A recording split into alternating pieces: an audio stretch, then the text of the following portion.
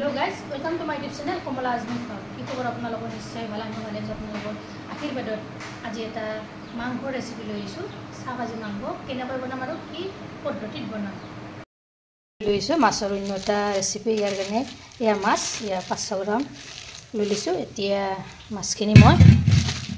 কড়াইত পানীৰে বাকি দি দিও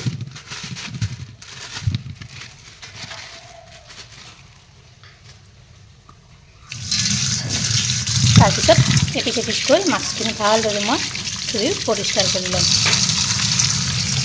বাচনখনত লৈ লৈছোঁ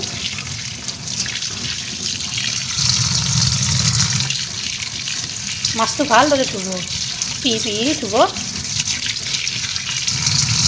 নতুবা আপোনাৰ ইয়াৰ পেটুটো থাকিলে এই মাছখিনি তিতা হয় এতিয়া গোটেইখিনি মাছ এই একে প্ৰচেছৰে মই ধুই লম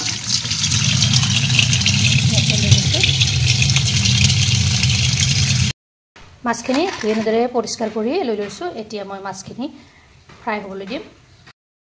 এয়া হালধীয়াৰে মই নিমখ লৈ লৈছোঁ প্ৰথমতে এয়া নিমখ দি দিলোঁ তাৰপিছত দি দিছোঁ এয়া হালধি গুড়ি এনেদৰে সানি ল'ম হাতেৰে ভালদৰে এনেদৰে মোহাৰি ল'ব এতিয়া হালধি আৰু নিমখখিনি মাছত ধুনীয়াকৈ সোমাই যাব এনেদৰে দি দিব দেখিছেনে আৰু পিছ দেখুৱাই দিছোঁ মই এনে প্ৰচেছত এনেকৈ দি দিব এতিয়া গেছৰ ওপৰলৈ যাওঁ বলক কেৰাহীটো মোৰ গৰম হৈছে তেলখিনিও গৰম হৈছে এতিয়া মই দেখিছেনে এয়া কৰাচানৰ সহায়ত এনেদৰে মাছ পিছ কৰি দিম হাতেৰে লাৰিবই নালাগে এনেদৰে কৰাত ল'ব আৰু এনেদৰে কমাই দিব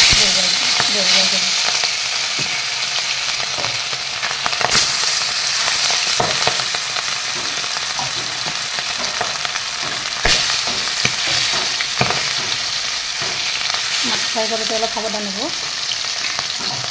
এনেদৰে এখন ঢাকনি লগাই দিব যাতে তেলটো গালৈ চিটিকি নাহে এয়া মাছখিনি দিছেনে মই ওলটাই দিলোঁ এটা চাইড হৈ গৈছে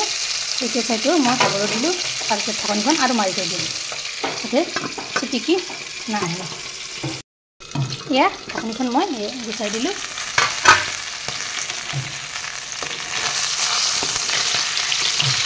মাছখিনি গ'ল মই বাচন এখনত নমাই লৈ ল'লোঁ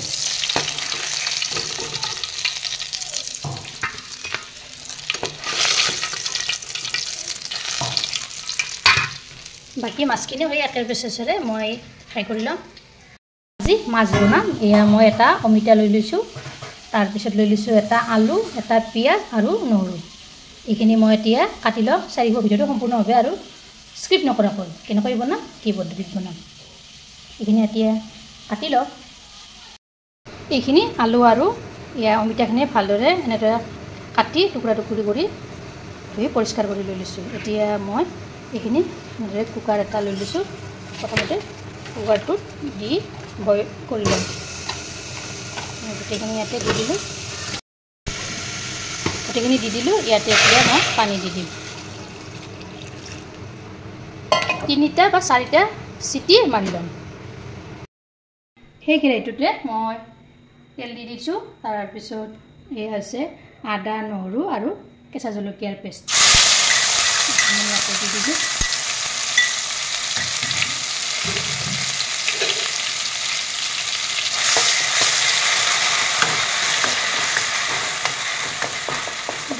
মিক্সিত মাৰি দিলে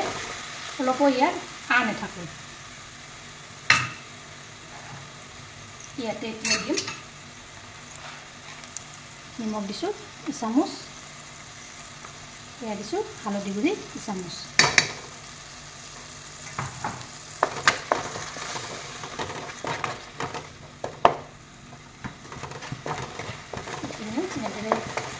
ভাজি দিলোঁ অলপ দি তাৰপিছত এয়া বইল কৰি লোৱা আলু আৰু অমিতাখিনি দি দিলোঁ এইখিনি অলপ কৰি নিজৰে লৰাই দি খুব সহজ পদ্ধতি হয় এই তৰকাৰী এনেকৈ বনাবচোন আপোনালোকে বনাই চাব নিজৰে ভাজি দিলোঁ অলপ টাইম।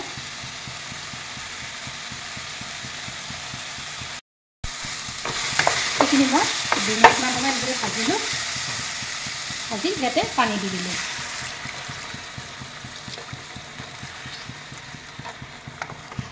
এইখিনি পানী দি দিছোঁ। ইয়াত ভালদৰে মই এতিয়া 10-15 মিনিট উতলাম। ইয়াৰ উতলিব ধৰোঁতে ইয়াৰ মাছখিনি মই দি দিছোঁ এপিচ এপিচকৈ।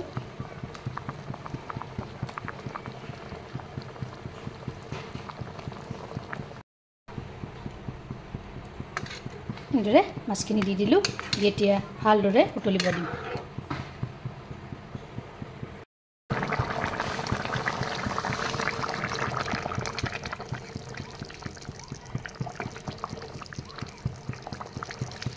ইয়াক কিছু দেৰি পাছত কি ধুনীয়াকৈ উতল তোলালোঁ এটা। ইয়াত 10 মিনিট সময় মই ভালদৰে উতলালোঁ আঞ্জাখন। এনেদৰে এবাৰ বনাব আৰু খাই চাব। ইয়া হৈ গ'ল, নমাই থৈ দিলোঁ। এইখিনি ভিডিঅ'টো ভাল লাগিলে লাইক কৰিব,